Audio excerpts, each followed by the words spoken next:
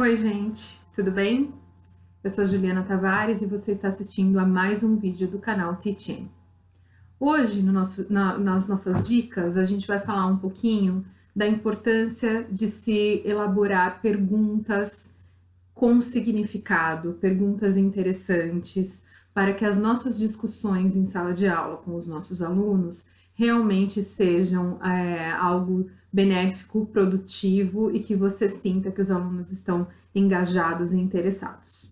Então vamos começar um pouquinho pensando numa situação que eu tenho certeza que a maioria de vocês, professores, já passou, né? Que é aquela situação de você ter planejado uma coisa, ter selecionado um texto X ali para os seus alunos trabalharem, achando que esse texto ia gerar muita discussão, muita controvérsia, muito assunto para falar, e na hora os alunos não abrem a boca, não falam nada, ou respondem monossilabicamente, como a gente já conhece, né? Yes, no, né? E a gente sabe como isso é frustrante, né? Então você planejou ali 15 minutos para trabalhar com o texto e em 5 minutos acabou tudo, né? E aí faz o que com o resto do tempo, né? Eu acho que isso é algo que acontece com bastante frequência. Em observações de aula, vejo que isso acontece bastante. É muito frustrante para o professor e para os alunos fica aquele senso de que, nossa, cada pergunta é ridícula, meu professor acha que eu sou idiota. Claro, óbvio, tá aqui, acabou, já respondi, pronto, não preciso fazer mais nada, né? Foi isso que ele me passou, é isso que eu vou fazer.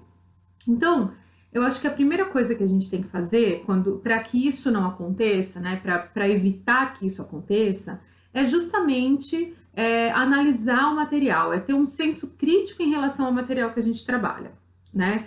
Então, que tipos de perguntas os textos, os trabalhos de compreensão de texto, de listening até, apresentam no material com o qual eu trabalho?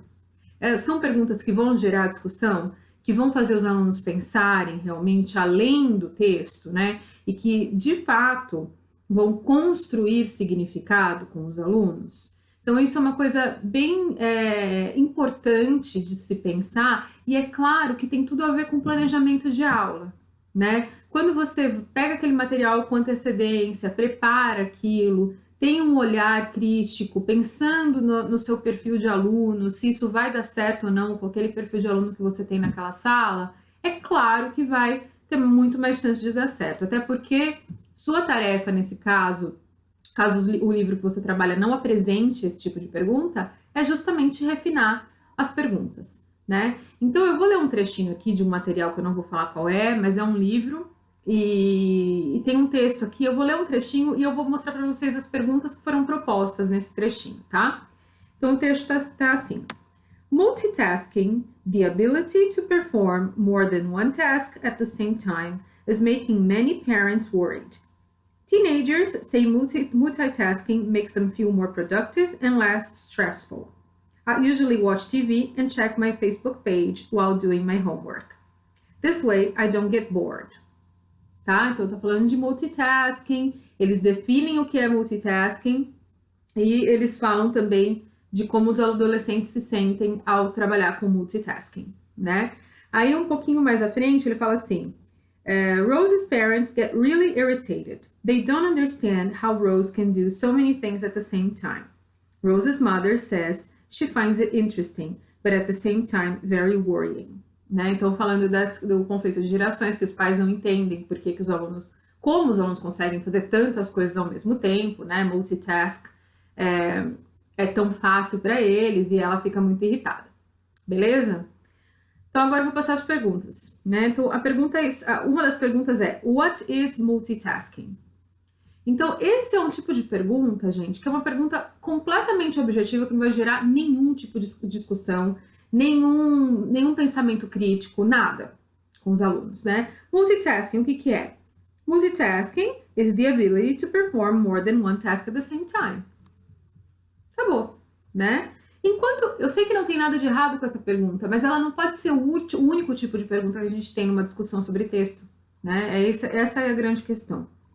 A outra pergunta: Why do Rose's parents get irritated? The same thing, né? Ele só tem que recuperar a informação que está ali no texto. Ela está dizendo exatamente por que ela fica irritada. Fez o aluno pensar? Não, né? E o que que acontece?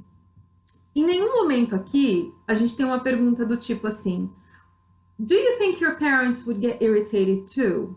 Why? What do you think about multitasking? Né? What would you say to Rose's parents because they're irritated? Né? Então são coisas que fazem os alunos pensarem além daquilo que está escrito no texto. Essas perguntas, na minha opinião, são perfeitamente possíveis de se responder para alunos de 8º ano, né? Eu estou pensando, claro, num contexto de escola particular, mas eu acho que são possíveis para um aluno de 8º ano que tem já um bom conhecimento de inglês responder, né? Então, eu acho o seguinte, a gente precisa realmente não aceitar de primeira, não aceitar de cara tudo que nos é colocado no livro, né? Nós precisamos ter senso crítico para que os nossos alunos também tenham. Nós vamos falar mais sobre isso. Assine o nosso canal, escreva pra gente pedindo dicas e nós continuamos a nos falar. Tchau, tchau!